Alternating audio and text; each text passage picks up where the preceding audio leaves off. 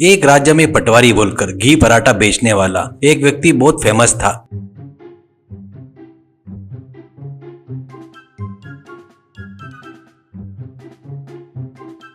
उस राज्य में बेचने वाले पराठे के लिए लोग बड़े उत्साह से आते थे।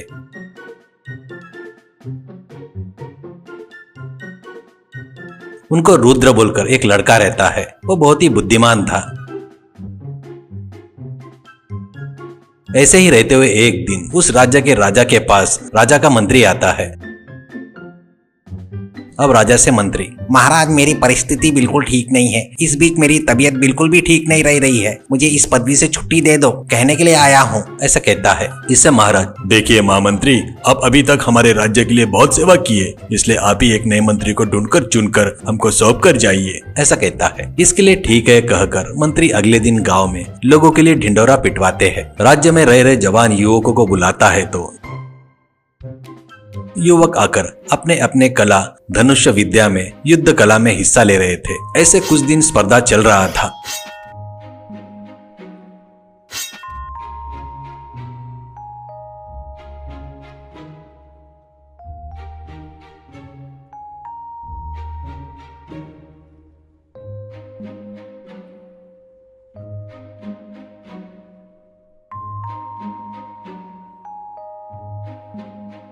ऐसे सब चलते वक्त आखिर में रुद्र और प्रताप बोलकर दो समान बराबरी में रहते हैं।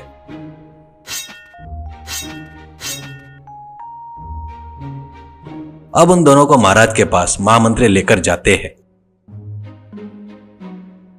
उस राज्य में दोनों सभी विद्याओं में समान बराबर रहने से राजा बहुत खुश होते हैं, पर उनको एक व्यक्ति ही चाहिए था। तो राजा, देखिए महामंत्री जी, मंत्री पद एक ही है, इसलिए इन दोनों में से कौन बुद्धिमान है और कौन इस पद का सही दावेदार है, वो भी आप ही इसका निर्णय लो। ऐसा कहते हैं। तो मंत्री ठीक है करके बोलते हैं।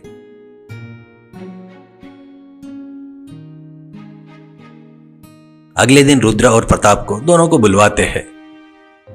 अब उन दोनों से मंत्री, देखिए आप पड़ोस के राज्य में अपने राजा के कुछ रिश्तेदार लोग आए हैं। उनको अपने राज्य का घी पराठा बोले तो बहुत पसंद है करके राजा को पता चला है। इसलिए तुम आज ही जाकर उन पराठे की दुकान वाले दिए सो घी पराठा ले जाकर उन दोनों को देकर आओ। उतना ही नहीं, ये सब अपने राजा ने भेजा है करके उनको बताओ। ऐसा कहता है। इससे दोनों ठीक है कहकर घी पराठे की दुकान में जाते हैं।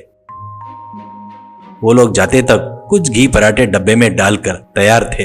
इससे वो दोनों एक एक डिब्बा उठाकर अपने अपने दिशा में निकलते हैं।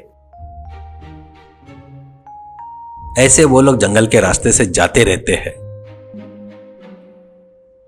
वो लोग ऐसे कुछ दूर जाने के बाद प्रताप को बहुत भूख लगती है। इससे उसके पास के डिब्बा खोलकर देखता है तो उसमें एक चिट्ठी लिखी थी। उसमें महाराज आपके लिए 300 पराठे भेज रहे हैं, बढ़िया खाकर खुश हो जाओ करके लिखा था। तुरंत प्रताप बहुत सोचता है। तुरंत 5 पराठे फटाफट खा लेता है।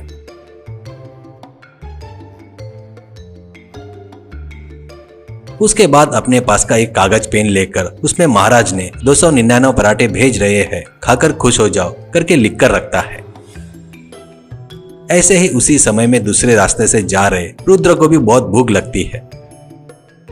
तो वो डिब्बा खोलकर देखता है तो जैसे प्रताप के डिब्बे में लिखा था वैसे ही रुद्र को भी 300 पराठे भेज रहे करके लिखा था। वो कागज को देखकर रुद्र बहुत देर तक सोचता है और ये कोई महाराज अपनी परीक्षा ले रहे लगता है, थोड़ा होशियारी से सोचना पड़ेगा करके सोचता है। ऐसी थोड़ी देर होने के बाद रुद्र अपना डब्बा लेकर उन लोगों के पास जाता है। वहां पर कुछ लोग थे। उनको देखकर, महाराज ने आपके लिए 300 पराठे भेजे हैं। उतना ही नहीं, हमारे राज्य के गौरव के लिए मैं ही पराठे तैयार करके आपको परसता हूँ, ऐसा कहता है। तो वहां पर सभी लोग थे, वो खुशी से मान जाते हैं। तभी की तभी उन पराठों को सेक कर गर्मा गर्म वहां सबको परोसता है। वो सब लोग खाकर वहां के सभी लोग बहुत तारीफ करते हैं।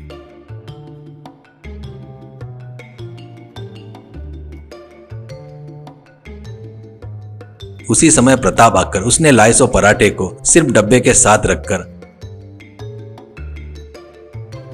महाराज जी ने 299 पराठे भेजे हैं, ये लोग कहकर देकर वापिस आ जाता है। ऐसे वो लोग वापिस राज्य में आते हैं।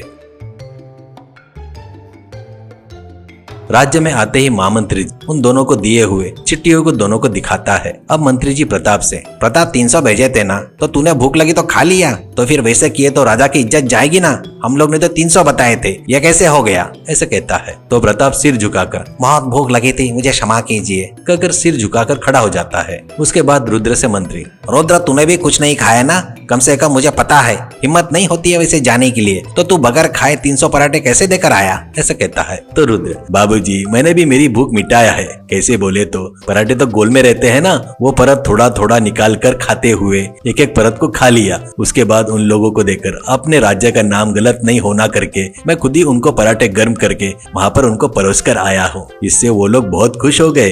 उतना ही नहीं, महाराज की बहुत तारीफ भी की है। महाराज को उन लोगों ने धन्यवाद बोलो करके बताने को कहा है। वो सब सुनकर एकदम महाराज तालियां बजाते हैं। उतना ही नहीं, बड़ी चतुराई से अपनी भूख मिटाकर अपने राजा का और अपना नाम खराब नहीं करते हुए सही तरीके से सोचते हुए रुद्र को ही महामंत्री जी मंत्री पद के लिए चुनते हैं।